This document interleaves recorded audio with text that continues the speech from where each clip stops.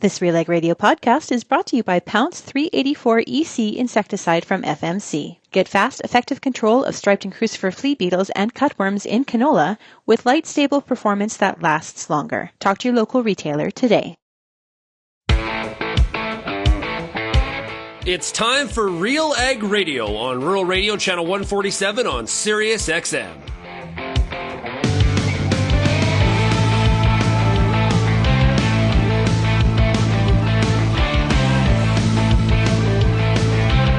RealAg Radio and RealAgriculture.com is your home for insight and analysis of the issues that are impacting your farm business. Let's get real and get connected with RealAg Radio.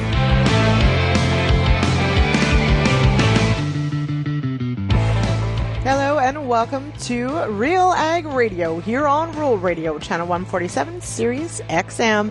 It is Monday, March 16th. Happy birthday, Kelvin Hepner. It is, of course, also Agronomic Monday, and we've got Peter Johnson of Real Agriculture fame back on the show. He's going to join me for the last two segments of the show. We've got plenty to talk about. He did host the Agronomist last week to talk about biologicals. I've got some questions on that. We've got just an absolute run on drone applications for fertilizer happening this spring. Some questions about that as well. Some observations on corn standability. We'll talk about that and so much more. Pete's great at amassing all sorts of Q&A that comes from all over North America and brings it right here to Agronomic Monday. So thank you so much for joining us. We've also got a product spotlight on today. We will hear from Sean Haney and Bryce Geisel with Koch Agronomic Services for our product spotlight of the day. And but before we get to that, we've actually got a special segment. So you're going to hear a lot of Peter Johnson today. But in our first segment, he sat down with Dr. Clarence Swanton and to talk about just fascinating research that Dr. Swanton did during his career. He worked on the very earliest signals of plants, how plants essentially talk to each other, and applied this to how the crop that we put in the ground, how it could potentially be capping yield potential if it emerges at the same time or after weeds. And it senses this as it's emerging from the soil. It's fascinating stuff. So that is in our second segment of today, right after this break. All right. If you've got feedback on today's show, zip me an email, lsmith@realagriculture.com. Thank you all who have reached out after Friday's show to talk about what we talked about in the bonus segment. You can check that out, of course, at realagriculture.com or check us out on YouTube. All right. Let's take a quick break, and I'll be back with more of Agronomic Monday right after this.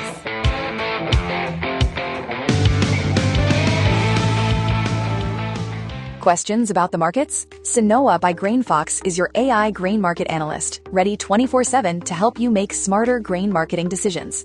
Ask about market trends, pricing signals, basis, or what today's moves mean for you, and get clear, instant answers.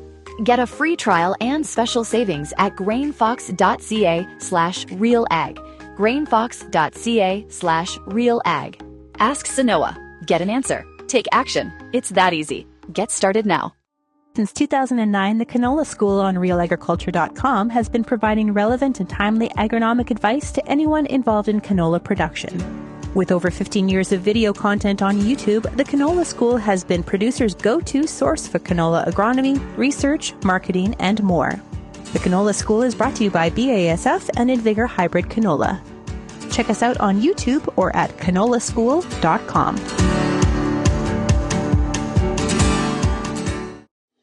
If you're serious about agriculture, RealAg's got you covered.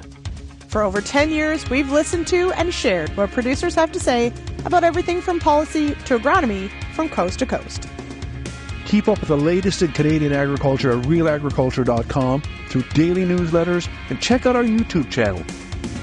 Thanks for joining us in the RealAg community as we continue to cover and serve North American agriculture.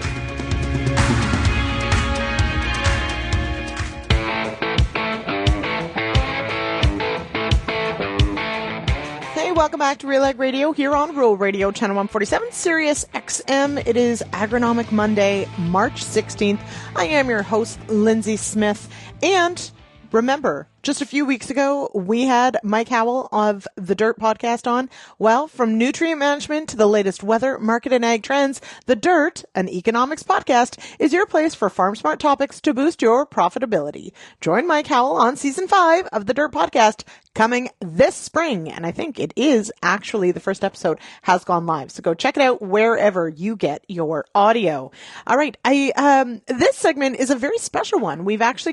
We'll have Peter Johnson on to talk about all the agronomic questions and answers and discussions that are happening out there. But just a few weeks ago, he spoke with Dr. Clarence Swanton about how plants, so crops, set yield and just how early they do it, and how the interplay with sensing of weeds that are emerged at the same time or before the crop can actually fundamentally reduce the yield potential of a crop. It's a fascinating discussion. We're going to hop to that now. Peter Johnson, Adweed Pete, RealAgriculture.com, the Southwest Ag Conference. We have so many great sessions there. Gives us lots of things to talk about here on Real Agriculture. And so one of the most interesting presentations at the Southwest Ag Conference this year was my guest today, Dr. Clarence Swanton. He is Professor Emeritus at the University of Guelph, and Clarence has done some groundbreaking research about how plants lose yield or how crops lose yield. And every farmer out there, Clarence, wants to know, how do I prevent yield loss? But you said that crops lose yield by the minute, but isn't that obvious? Because if the crop is growing and the weeds are there, the weeds are taking the nutrients, they're taking the water, they're competing for sunlight, and all of those things mean less yield for the crop plant. And is that not how it works? That's how we traditionally think about it. And that's how we've taught about it as well. And we assume that would be a battle for resources. But it's different than that. This is something that's unique that we've discovered, and it's the role of light and how a certain wavelength, red light and the far red light, reflect off the neighboring weeds. And even though there's lots of nutrients, this detection of the neighborhood weeds can cause the plant to change its physiology. With that change, things are starting to show a difference in yield very, very quickly. And so, like the plant, though, surely it's got to get emerged and it's got to have some time to feel that weed there. That this has to be something that, and can I correct it, or how does this actually happen? Well, how this happens is if the weeds are coming up at the same time as the crop seedling, this is these neighborhood weeds will reflect a signal to what's called the phytochrome in the plant, which is a protein that can detect light changes. It can detect the presence of neighbors. And when that protein detects this light signal from the weeds, then it changes the physiology of the plant. It triggers a series of great changes in the plant that can influence the growth and final yield output of the crop. So even before that crop, or as that crop is emerging, I can also already be losing yield despite the fact I've got all the resources there that the plant needs? Yeah, it's amazing how fast plants can detect and change. And so some of our work has shown that as a seedling comes through the ground, as it gets close to the surface of the surface of the soil, it can detect what's above it through some of these light signals, right through the very small millimeters of the soil, and it can actually change how its growth pattern before it's even out of the ground, in anticipation that it's going to be in a battle for survival when it emerges. So it senses that. So in other words, it's as the title of your talk said, the plants are actually almost talking to each other through this differential reflection or absorption of light, and they can pick that up so they emerge ready to do battle. That's right. They have that's an amazing thing. Within a very short period of time, the plant has been able, because they don't have legs, they can't run away from competition, right? but they can change their physiology really quickly. And the seedling stage, everything is happening at the seedling stage. So much of management has to focus on this, how the seedling stage, whether it's the environment at that time or whether it's the presence of weeds, because those plants will adjust to those environmental cues and make those changes. And what it appears at this point from our research, that some of those changes stay with the plant throughout its growth and can influence then the outcome of yield. So this is an irreversible effect once it occurs. Some of the changes that we've seen. Now, the trouble with, like, we've looked at only one stage. We haven't been able to expand that research to other stages, but the fact that we can change the physiology early, and then, and despite 99% of the growth cycle ahead, we can see a change in yield, would suggest that some of the changes, because of the presence of neighboring weeds on the crop plant, can be permanent and non-reversible. Wow. And so in your presentation, and we'll show the slide, but you said that the ship is on fire. In Star Trek terms, the ship is on fire. Explain how that works within the plant. Well, one of the changes that's quite interesting to see, which is typical of many stress symptoms, is the presence of singlet oxygen. And when a plant is under stress, there tends to be an explosion of what we call singlet oxygen. It's a type of free radical. And it is normally a helpful thing to a plant to have these free radicals. It's involved in signaling, cell signaling. But if it becomes excess, and that's what the presence of a weed triggers, it creates a situation in the plant, in the crop plant, that you have excessive levels of that. Now, you don't want to have that happen because this particular free radical can cause internal damage in the cell. So the plant has to deal with that. So it's like saying that the ship is on fire. I have to now expend energy to control the level of that fire and to put it out. And so that's what a plant tries to do so that it can continue on. But that's a very serious moment in the development of a seedling plant, to have excess levels of singlet oxygen. And as long as there's not another stress, the plants tend to be able to control it without delaying growth too long. Now, it could be like if you had weeds in the field that you hadn't controlled yet, and you had drought, that would be sort of the perfect storm, right?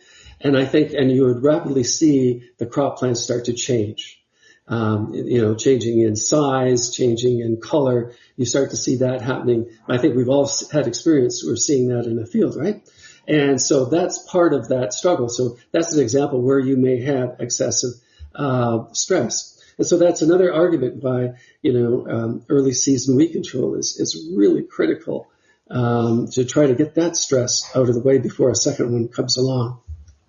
Yeah, and I mean, typically we don't have heavy drought stress in the early stages because the plant hasn't used that, but phenomenal that you could make that happen. The other things that you talked about it will actually change the regulation of different genes, right? So you actually will down-regulate the production of the chlorophyll. Why would the plant do that in that scenario? It's almost like you're shooting yourself in the foot. Right. Well, that's right. I haven't quite got the evolutionary answer to why the plant does that, but the fact that a neighboring weed can suppress and downregulate photosynthetic genes, can suppress the production of chlorophyll in a plant just by being near it without touching the plant. You can clearly see, if you don't have chlorophyll production, you're in trouble right off the bat. And that's just an amazing thing that can happen. And of course, you're not producing the glucose, the sugar, the whole engine starts to suffer. Well, not only that, you're also upregulating the antioxidants because they're the compounds that have to absorb those singlet oxygens, right? So this is again a cost to the plant. And so you have to think of an antioxidant like a sponge. It's got to go out there and try to smother out, gather up all these free radicals in the plant before it continues to damage, and those free radicals will damage the chloroplast, and then you have the chloroplast itself shutting down because there's no chlorophyll. So those two things are all happening at the same time in a seedling plant.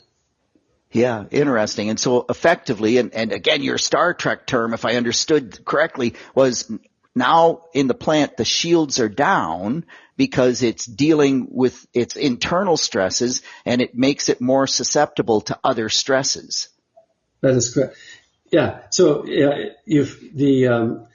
the actual ability to the plant to hold off invasion, to survive insect damage, to survive disease damage is now hampered.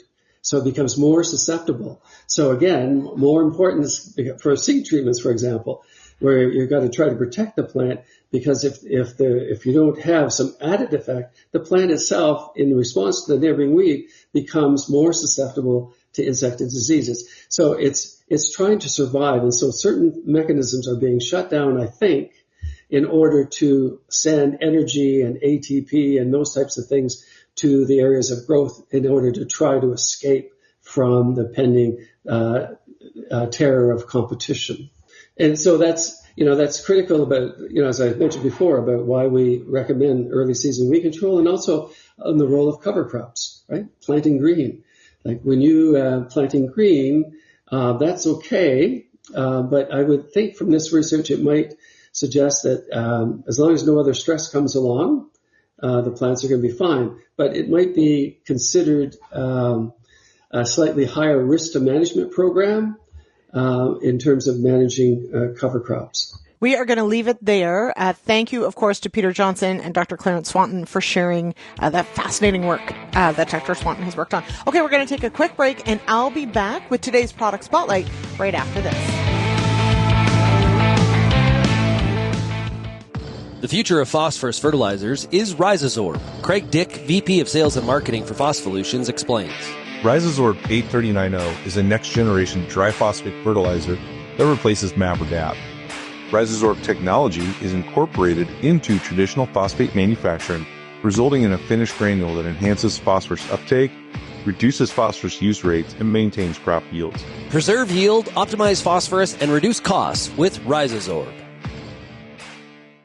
Peter Johnson at WheatPete, RealAgriculture.com. I'm the host of The Word, and I love doing The Word. I love the questions. I love the challenges. I love having to apply agronomics to all over the globe and areas outside of my normal jurisdiction.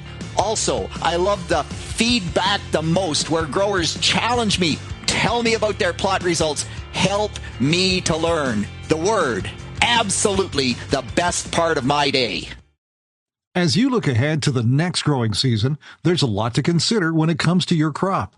You need every possible advantage available to you. The Pulse School on RealAgriculture.com has everything you need to make the best choice for you and your farm. On-demand videos with leading industry experts, available anywhere, anytime. Go into the season confident and ready with the Pulse School on RealAgriculture.com.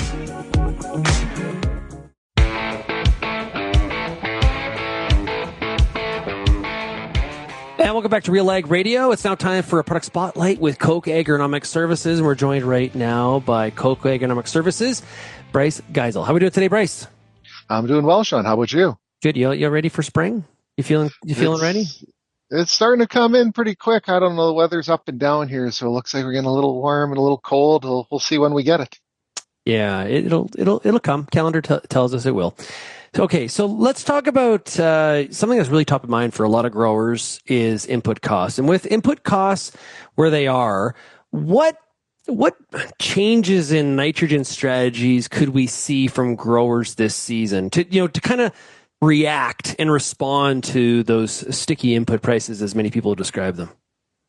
Yeah, it's one of these springs that there's a lot of challenges for farmers, I think. And as we kind of focus in on nitrogen, really, the way I look at it, nitrogen management strategies really come down to kind of three big buckets that we kind of try to work within. Obviously, economics is one of those buckets. Agronomics is one. As an agronomist, I spend a lot of time in the agronomics space of things, and also operational efficiency. So those are kind of three things.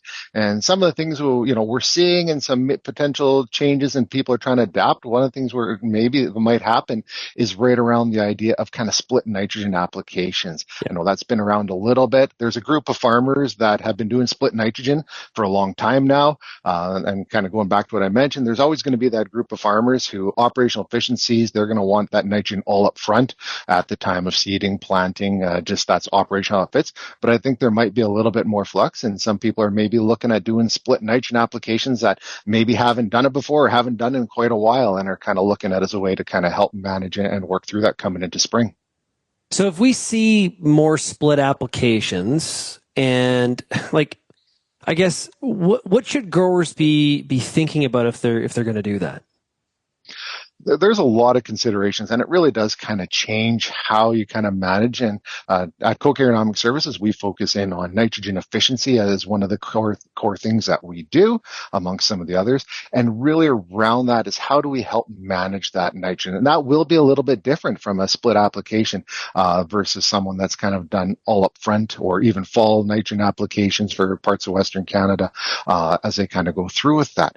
One of the big things with that split nitrogen is being able to top dress that nitrogen. And when we top dress that nitrogen, so that's putting nitrogen onto an actively already growing crop, is we've kind of reduced that lag period from when we've done that application to when the crop needs it. And we see that when we do early spring applications. There's a period of time before the crop really gets growing and established, it doesn't need that nitrogen. And so when you kind of do a top dress on actively growing, it's able to use that nitrogen a little bit quicker. And with that, we tend to see a reduction in some of the losses in terms of leaching and denitrification. For those doing fall nitrogen or early spring nitrogen, leaching denitrification is a big concern and something we try to manage through. As we go into the top dressing, we don't usually see that. So we may not need to use a product in terms of stabilizers that has a nitrification inhibitor. Now, there's always going to be exceptions to that. There are groups of farmers that ban UAN and actively growing or use fertigation. And so those will be a little bit different. You need to manage those different. But for those that are applying nitrogen onto the surface of that actively growing crop, you can probably look at just utilizing a urease inhibitor. And the reason for that is as we put that nitrogen, as that's going to happen kind of later into the spring, maybe into early summer, we're going to have hopefully some of those warmer temperatures that we know are coming. It's going to be a little bit more humid, and volatilization loss becomes a big concern and a risk for that. So utilizing a really good urease inhibitor like Anvil is a way we can kind of help reduce that potential large amount of volatilization losses because we don't know what the year is going to give us, and allow that nitrogen to stay in the field and be there for when the crop needs it.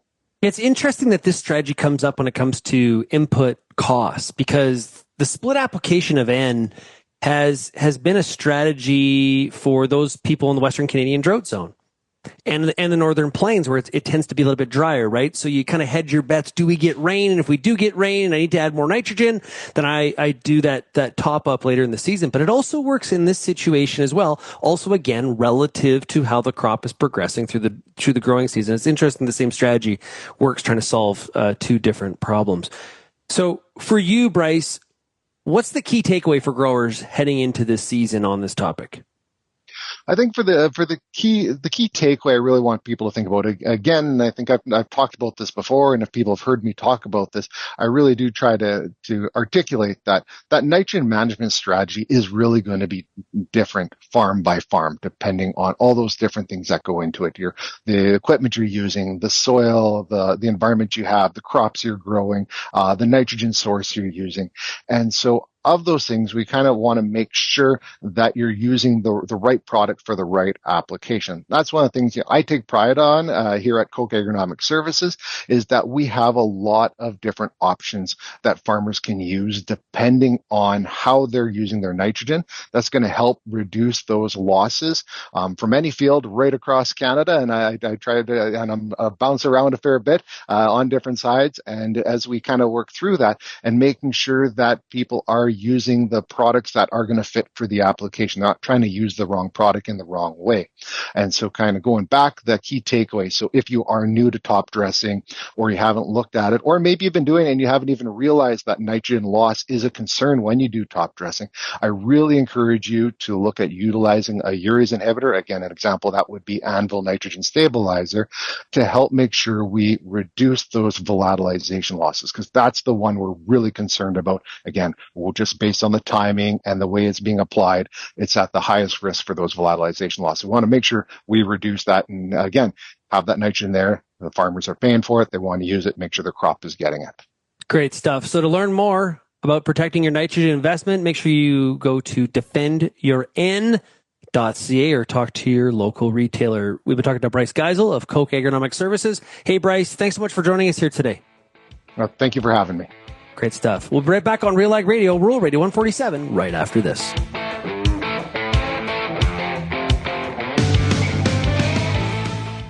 Until you've used Viatude fungicide, you'll never know what your canola crop is capable of. Engineered excellence in every jug, Viatude combines two powerful actives, Group 11 and 3, for best-in-class sclerotinia protection and superior resistance management by penetrating the plant and protecting against infection. Treat your canola crop to a healthy and productive season with Viatude. Ask your local retailer for more information. Before you get back in the field this year, spend some time with the Corn School on RealAgriculture.com. Get all the information you need on hybrid selection, planting depth, crop inputs, and more from a wide range of industry experts. A massive library of video content is available on demand when you need it most. Spend your time outside of the field, inside the classroom, with the Corn School on RealAgriculture.com.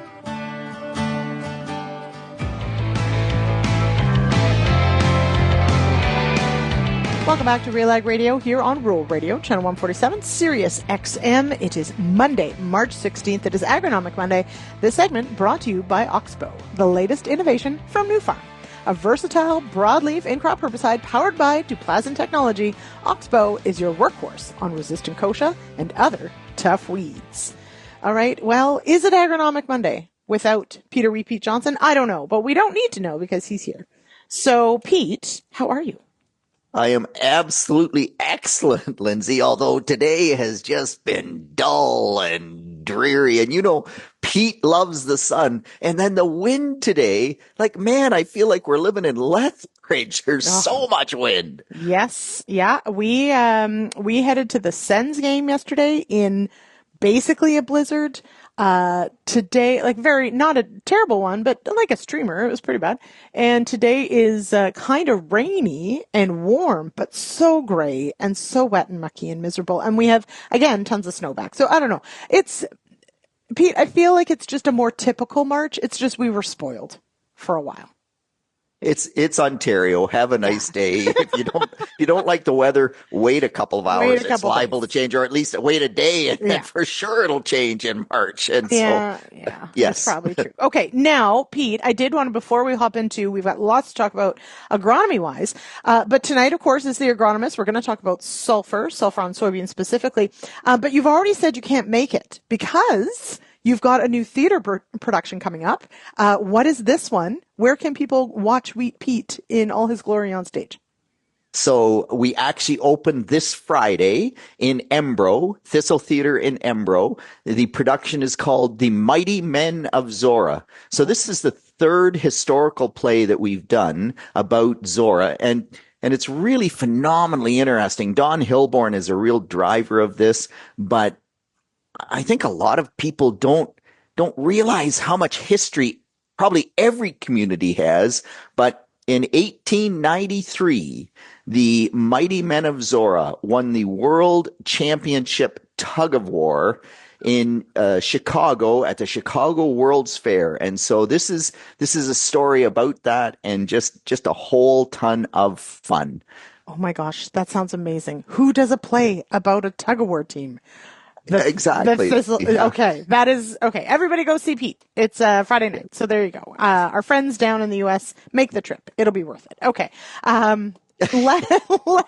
Let's then though move to, I did mention, of course, tonight's conversation on the Agronomist, 8 p.m. Eastern, find us on YouTube or on RealAgriculture.com, is on sulphur, now specifically soybeans, but we're going to start with a conversation on winter wheat and sulphur application, because you are hearing all sorts of demand for potentially using drones for this application. Walk me through that. Yeah, and so Lyndsey, if there's one place we can argue about drones and spraying fungicides and herbicides, legal in the U.S., not yet legal in Canada, soon going to be likely legal in Canada. But Tom Wolfe just says, like, don't do it because we just don't get coverage. But so we won't argue about that. We'll just say what do we know drones do a really good job of? And it's things like spreading cover crop seed, spreading low rates of fertilizer when it's too wet to get out in the field or the crop is too big. And so I was really astounded with the off-calf program when it was opened last week. In, I don't know, an hour and 17 minutes.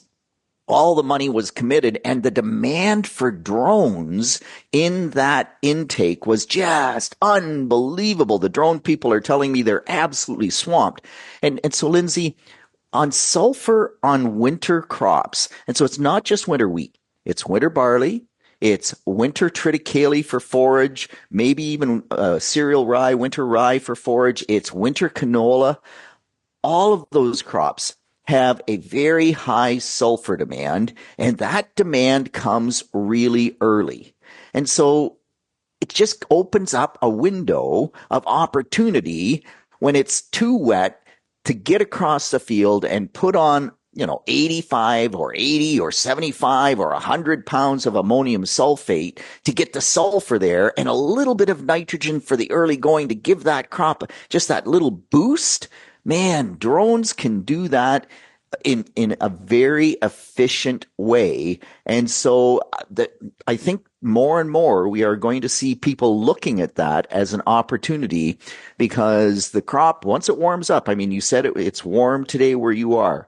Well, when it's warm, that crop is starting to grow, and not that it has a high nutrient demand, but it does have nutrient demand, and that early fertilizer can just give it that boost. And we know that sulfur is one of those nutrients that it needs the earliest, as well as nitrogen. But sulfur in particular on winter wheat, and the data that Shane and I did recently, the nutrient uptake and partitioning data, sulfur was one of those nutrients that kind of really surprised us with how early that demand is. So one of those things that I think growers are looking at. And the cool thing is that we've also learned that we don't lose sulfur the way we thought we did. So you put all that together, and yeah, drones can do the job. So, and that, I think that was the one thing I wanted to just touch on, though, is that we are talking specifically at this time of year anyway on sulfur, and because of exactly that, it's early, we don't maybe want to traffic on that field, and that sulfur is at a lower risk of loss, because of course we do need to think about from nitrogen perspective, or even let's say there's a runoff perspective, like we still have to think about, is it the right time? But drones really do allow you to go in at that earliest time, and even earlier, because you're not touching the field. It's fantastic. So loss is still one of those things to consider, but in the sulfur equation, much less of a risk, which I think is just so cool. We have used drones to put rye seed into standing soybeans, and then also the nitrogen in the spring for a forage crop, and it was amazing. So high five to everybody who's trying it, and if you are booking drones, my guess is you need another one. Okay, go shopping, everybody. Okay, one of the other things that we want to touch on, though, is as we, of course, one of these days, the snow will leave and stay gone, and everyone is gearing up for the planting season. For those who maybe didn't get their fall tillage done, though, there are some questions out there about what you can and cannot do, or what may or may not work for the spring. Pete, I know you're not a big tillage fan, so how do we go through this? Yeah, and so Lyndsey, I was two things. One, I drove to Elmvale on Friday to present to the North Simcoe Soil and Crop Improvement Association, and I was astounded how much corn was out there. And so as soon as we see that, it's like, oh, well, if you're a tillage person, a fall primary tillage person, that's not done. And I've also had 4 different people reach out to me and say, I didn't get all my fall work done. I'm typically a whatever disc grip person or moldboard plow or that. Like, what are the options in this early spring time frame to get some tillage done so that my S-tine cultivator isn't going to plug full of corn stalks when I try to work that field to plant whatever crop it is that I'm planting this spring. And so, Lyndsey, I talked to Greg Stewart as well. He's with Syngenta. He's just a wealth of information around tillage. And both Greg and I are sort of the same opinion. If it's a sand soil, if you have sand in the name, you can disc grip in March and likely get away with it. But if it does not have sand in the name, if it's a silt loam, if it's a clay loam, if it's a clay, believe it or not, as much as I hate tillage, if you need that primary tillage to make your system work, we're going to lean to the moldboard plow, and we're going to tell growers to do it as early as they possibly can. Get out there on the frost. We keep thinking we're going to get a frosty night without snow and be able to carry the equipment and get that job done. But we need desperately, you sort of have to think about, how does fall tillage work for us in the province of Ontario? And the way that it works is, yes, it does some soil damage if it's too wet in the fall. And if you're on heavy clay soil and it's looking like glass when you turn it up, get out of the field, because even the winter doesn't do enough to correct that. Mm-hmm. But it's the freeze thaw and the wet dry cycles that really alleviate the damage you've done to that soil. So if you're going to do that in the spring, you have to do it as early as you can to get as many wet dry cycles, freeze thaw cycles as you can to alleviate that damage, or you have to leave it till it's dry. And mostly speaking, trying to get soil dry in May to a 6-inch depth, which it's hard to disc grip or plow at less than 6 inches, that's a tall order. So it's kind of like, I don't like either of those options. At the end of the day, you have corn stalks out there, you need to deal with them. Unless you're an organic producer, and some of these growers are organic, so they need that tillage for weed control. But man, if you are not an organic grower, leave the corn stalks, and it's one pass with a high-speed disc, or just go straight no-till. You can plant soybeans into those corn stalks without very much tillage. I was going to say, there's always, what is it? Yeah, I don't know. There's 100 ways you could do this. And exactly that. There's always an option. And I don't know. I would imagine if like this happens, let's say 2 years out of 5 or 2 years out of 6, like maybe these are options that you start looking at. But you're right. It depends on, what is it? It's strategic tillage. You have to have a reason for doing it. And there isn't always necessarily the right time to do it. So adapt, innovate, overcome, everybody. Okay. One last thing on that corn left in the fields. I know that, one of the things that happens around here is farmers leave out, corn next to roadways to act as snow fences. And that allows me, because I know they do it for me, it allows me to look at different standability between different fields. But you're talking about, full fields necessarily left out. What are you observing on the standability front? Lyndsey, if you have that corn out in the field and it's the whole cornfield, unless there is some reason that the snow doesn't pile up into the corn stalks, like there are fields that have enough bush around them that the snow never really, there's already a snow fence to catch the snow, and you don't get the snow fence effect in the cornfield. But I was talking to some growers I think it was Thursday, and they have some corn left out, and they walked and they said, like, why? We have one field, man, its standability is perfect. We walked to the next field, and from the front to the back, for the first 30 or 40 or something like that feet in, the corn is absolutely flat. And the rest of the field's fine. Well, it's that snow fence effect. And if a grower is actually doing this as a planned operation, you should leave the first 4 or 6 rows, depending on your header width or whatever grabs you, right along the wet side or along the whole field, because that acts as a snow fence, and you harvest the next 30 or 60 feet so that you don't get the snow drift where the corn still stands. Because once the snow goes over the cob, it's all over. It just, the won't withstand that pressure. As the snow melts, it pulls it straight down. In my experience, that's a 50% yield loss in those areas. But unless the snow goes over the cob, the standability on today's hybrid so far has looked really, really good. Okay, we're going to leave it there. We're going to take a quick break, and we're going to come back with more of Agronomic Monday here on RealAg Radio, on Rural Radio, Channel 147, Sirius XM, right after this.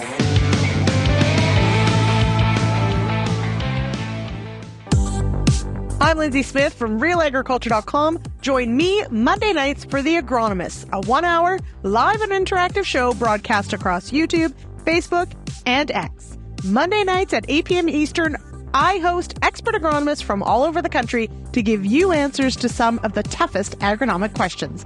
Join us live or catch the replay Tuesday morning. That's The Agronomist with me, Lyndsey Smith, Monday nights live at 8 p.m. Eastern. Hi, I'm Bernard Tobin, host of the Soybean School on RealAgriculture.com. Throughout the year, on the Soybean School, we'll bring you timely agronomic video content from planting to harvest, from the latest agronomic research to the latest in production technology. Check out our massive video library on YouTube, RealAgriculture.com, or download the audio podcast versions wherever you get your podcasts. The Soybean School is brought to you by Mazik Seeds and Lalamon Plant Care.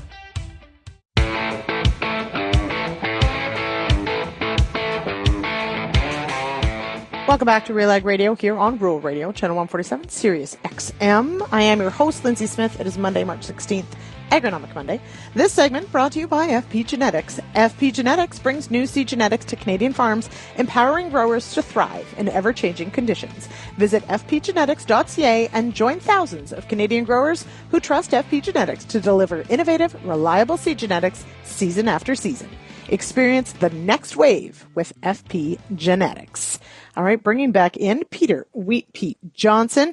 Pete, you got to play professor last week at the University of Guelph Ridgetown campus. How did it go? Oh, Lyndsey, I just had an absolute blast. And anytime I get to interact with our next generation of agriculturalists, I have continuously been astounded at how much knowledge there is there, how invested they are. And I was really pleased because I was warned, students don't engage much. Man, they were asking me questions. They were following along. They were taking notes.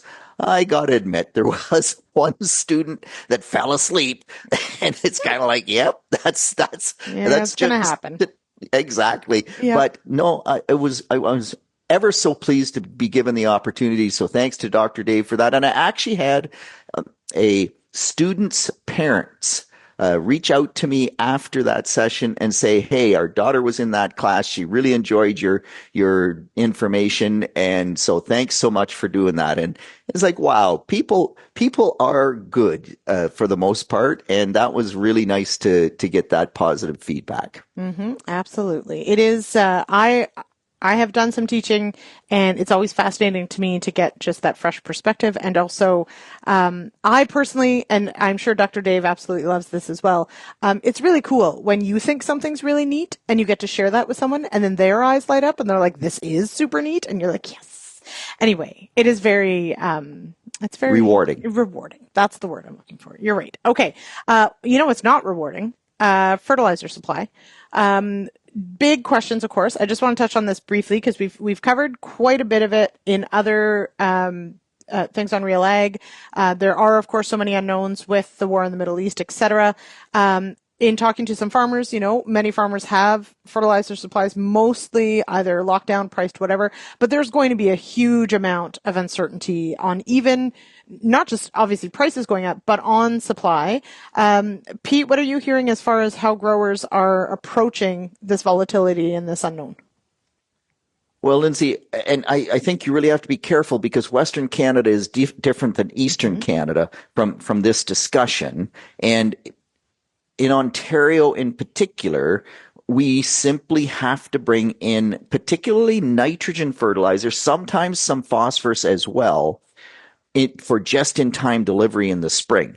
But a couple things have happened that I think are going to be a big positive. So one is that last year, the supply of 28% nitrogen got to be really tight in season. And growers have learned in Ontario that most of the time, if you can fill up your tanks, your 28% or your 32% nitrogen, of course, 32% won't overwinter here. It salts out. That's why we water it down to 28%. But if you can fill up a tank in August or September, that's typically the cheapest time to buy that nitrogen.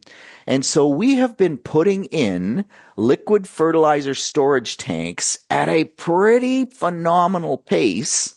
And because we got short in 2025, some of our fertilizer suppliers said, we don't want that to happen in 2026.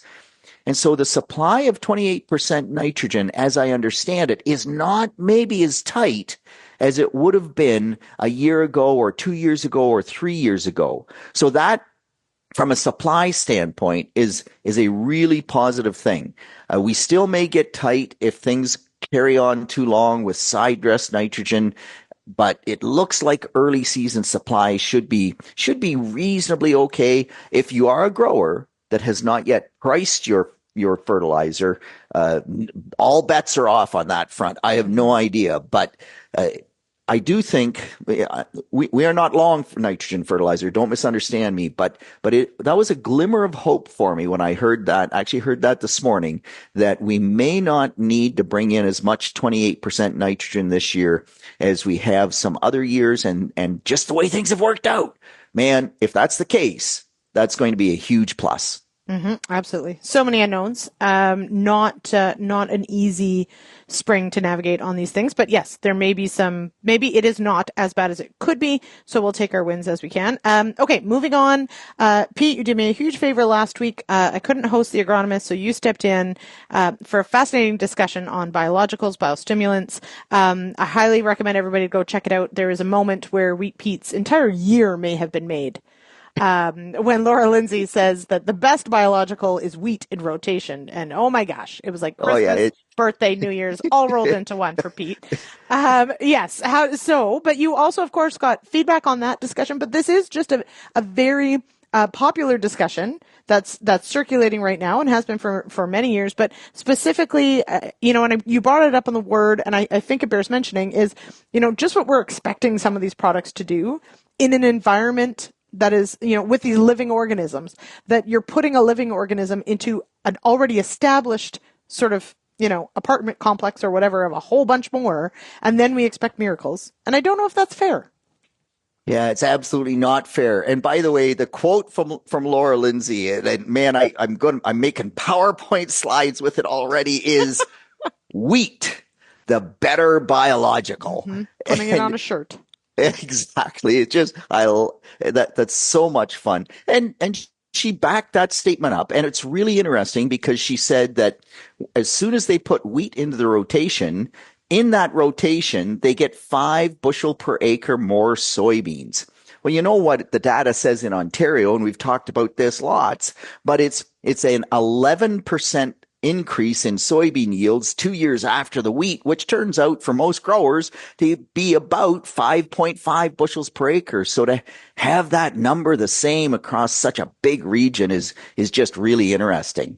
But so the biological discussion, Lyndsey, and I really loved the quote from Greg Stewart from last week's Agronomist. And thanks for letting me host it, by the way. I'm no Lyndsey Smith, but it just was a ton of fun. But Greg Stewart's comment was, we're putting a living organism on the seed or in the seed trench. And we've grown that living organism in a totally different environment, right? We put it in a vat to to make it multiply under ideal conditions.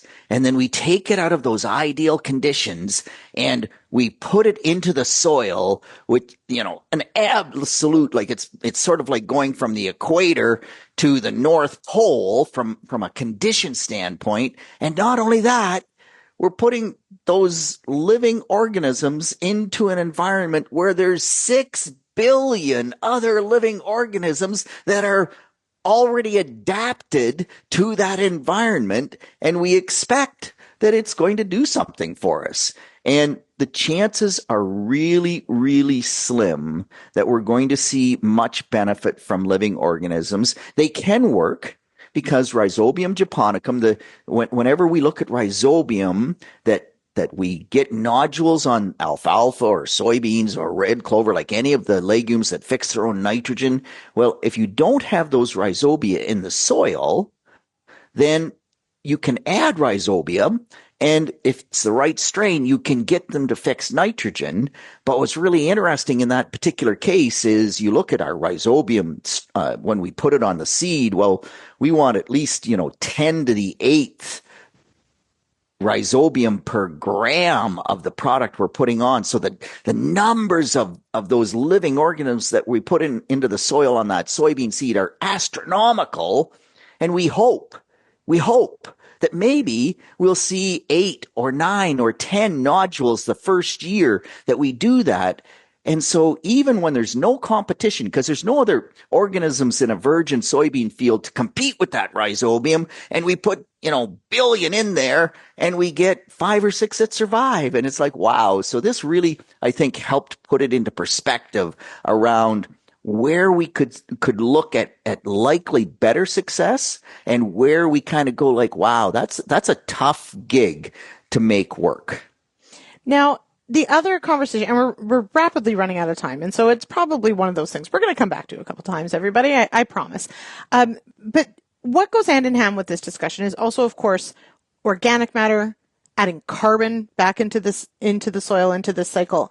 And one of the questions that comes up, and I had this conversation with a farmer over the weekend, is where there is a tendency to, at times, try to exactly that. We want a bug in a jug or a magical solution that is going to make up for other management decisions that we're trying to cut corners. Now, I want to be very clear here. There are so many growers who using a biological is an addition to all the really great practices they're already doing, right? But we've talked about it here on this show, is that when money's tight, it's like, well, what if there's a silver bullet that's going to fix all my problems? But to Laura's point that, wheat is the better biological, we've still got to make sure that we've got, a really solid rotation that is adding carbon back into the soil, that is feeding soil microbes, that is like, you still have to, or more importantly, you need to address all the other management things before you expect miracles from a product.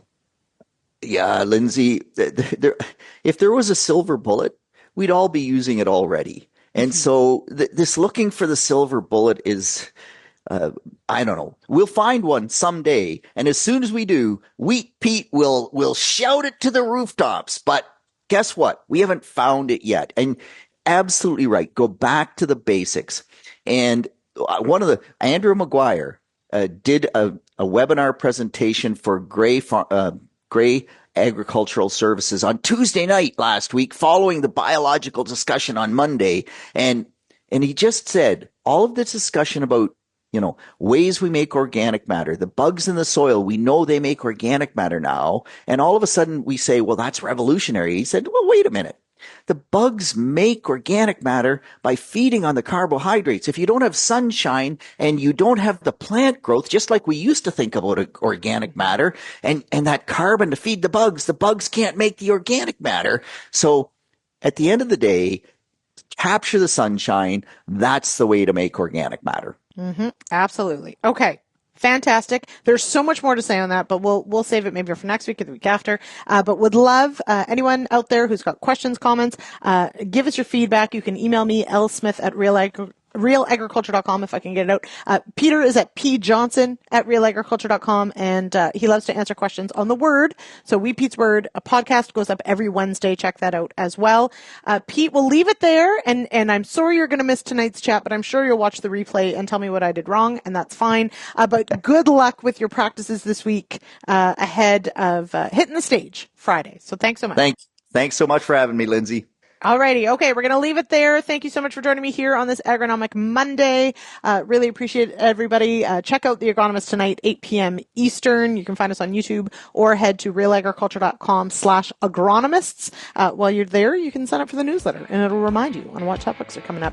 All right. I will be back later in the week as well, but your regular host, Sean Haney, will be back tomorrow. Cheers, everybody. Have a wonderful week.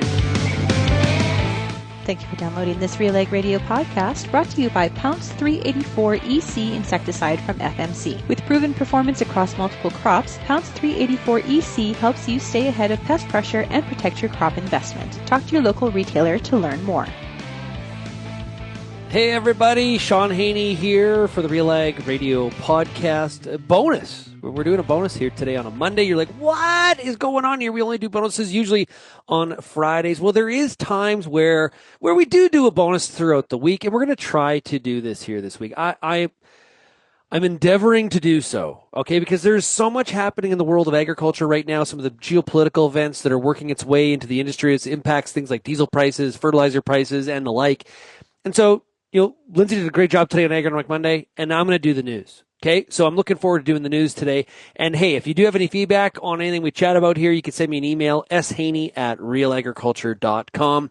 And Lyndsey hosted on Friday. I was on a plane, and I'll tell you what, you provided a lot of great feedback from Friday's show. So keep up the momentum. Love the feedback from the audience. No doubt about it. Love it. Okay. So February's inflation numbers offered a brief reprieve from the for the Canadian economy, cooling to 1.8% year over year, but economists warn the relief is likely the calm before the storm. Much of this dip was driven by the expiration of the federal sales tax holiday on household staples and dining out, a mechanical easing that analysts say masks a more volatile trend ahead. With the conflict in the Middle East leading to a blockade of the Strait of Hormuz, surging energy costs are expected to push headline inflation back towards 3% in the coming months, while food inflation moderated to 5.4% and beef prices saw a slight cool down. The lag effect of the higher transportation and fuel costs, compounded by a weak Canadian dollar, is expected to keep pressure on grocery margins well into 2026. Despite a soft jobs report showing a jump in unemployment to 6.7%. The Bank of Canada is widely expected to hold interest rates steady at 2.25% this week, as it gauges how deeply the current oil price shock will squeeze the broader economy. Also, I think on Wednesday we had the Federal Reserve meeting. They're also expected to hold. It was kind of interesting when I was listening to Bloomberg Radio this morning. There was an analyst on there talking about how with some of the rises in oil and some of the pressure from an affordability standpoint, he felt it would maybe lead the Fed to start to think about more inclined to cut rates going forward than increasing rates like some of the G7 countries are talking about here.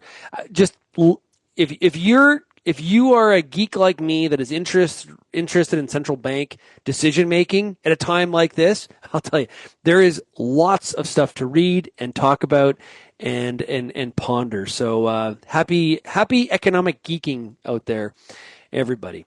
Now, after an 8-year hiatus, Richardson International has officially rejoined the Canola Council of Canada, marking a major shift in the industry's unified front. Richardson, one of the country's dominant canola processors and exporters, originally withdrew in 2017 over concerns regarding the value of its $1 million annual investment. When Kelvin Hepner was on this story, all over it, and posted a story at RealAgriculture.com, and I would have bet that it was not 2017. That is really interesting that it has actually been that long already that Richardson's been out of the council. While the specific terms of their return remain private, the move was solidified at the Canola Council's annual meeting on March 12th, with Richardson's VP of Grain Merchandising, Aaron Anderson, taking a seat on the board of directors. This reunion comes at a critical time for the sector, following a year defined by steep Chinese tariffs, the massive Bunge-Viterra merger, and a restructuring of the council itself. Canola Council President Chris Davison noted that despite these hurdles, the industry's ability to collaborate across the value chain remains its greatest strength as they transition into their new Canola Forward Together strategic framework. So it makes sense to have Richardson as a part of the Canola Council based on some of the mandate and who the members are and the stakeholders and things like that. So good to see them back making that decision. The path to renewing the Canada-United States-Mexico agreement, better known as CUSMA or USMCA, depending on which country you're in, is hitting significant turbulence as the July deadline approaches, according to U.S. Ambassador Pete Hoekstra. Speaking at the Canadian Crops Convention in Toronto last week, Hoekstra warned that while the business community remains supportive, a total disconnect exists with the Canadian public that appears increasingly neutral or opposed to the deal. Now, what he's referring to here is there was a study out from Abacus Data basically saying half of Canadians could take or leave the CUSMA agreement, saying we really don't need a free trade agreement. What do I say personally to that? That's bonkers. That is like showing our financial or economic naivety when it comes to the realities, no matter what you think about the current U.S. administration. However you feel about that personally, the reality is that does not change the fact that Canada needs this trade agreement with the U.S. The ambassador made it clear that the Trump administration's shift towards targeted tariffs is non-negotiable, advising Canada to focus its strategy on landing in the lowest tariff bucket by proving why doing business north of the border is an awesome deal rather than a necessity. With substantive discussions stalled since October and political friction rising, including critiques of Ontario Premier Doug Ford's aggressive tactics, Hoekstra signaled that the U.S. remains skeptical of multilateral trade bodies and prefers direct, smaller-scale arrangements, more like the side-letter approach, the bilateral negotiations. Despite these headwinds and looming questions over sensitive files like dairy, Hoekstra maintained an optimistic tone, suggesting the bilateral relationship will eventually emerge stronger once the review process concludes. Okay, there's lots of thoughts there to break down.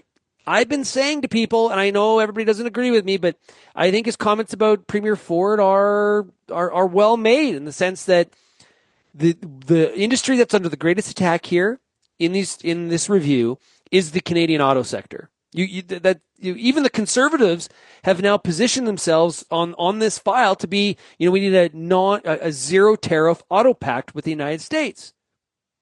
That should tell you something. It is a focal point. Now, who has the most to lose politically if Canada gives in on the Canadian auto sector and it hurts that part of the industry? Well, it's Premier Doug Ford. So one could argue that maybe one of the greatest threats to whether or not Canada has an agreement going forward is the Premier himself. That's something really to watch in terms of how he reacts to this review coming up this summer. And it was great to see Canadian Crops Convention have the ambassador there. I think it's always great, no matter whether you agree with him, you dislike him, you have counter arguments, or maybe you love what he says. I think it's important to hear those perspectives with our largest trading partner. A labor strike involving roughly 3,800 workers at the JBS plant in Greeley, Colorado is threatening to disrupt the cattle industry as contract negotiations over wages and health care stall. As one of the largest facilities in the U.S., processing up to 6,000 head daily, the walkout removes nearly 5% of the national slaughter capacity, creating an immediate bottleneck for feed yards in Colorado, Nebraska, and Kansas. Analysts warn this disruption could trigger a price squeeze seen in previous plant shutdowns. Downward pressure on cash cattle prices as demand for live animals drops, paired with rising wholesale box beef costs due to tighter supply. This will improve packer margins. If you want more on this, you can check out last week's beef market update with Ann Wasco, the Gateway Livestock Exchange. And finally, major U.S. allies and trading partners are responding with extreme caution to President Trump's demand for multinational naval coalition to reopen the Strait of Hormuz. Following the U.S.-Israeli strikes on Iran and Tehran's subsequent blockade, Trump has warned that the future of NATO could be very bad if member states don't help to secure the waterway, which currently sees oil prices hovering around $105 per barrel. While the UK has offered mine-hunting drones, Prime Minister Keir Starmer has firmly stated Britain will not be drawn into a wider war. a sentiment echoed by Germany and Australia, who have rejected the call for warships outright.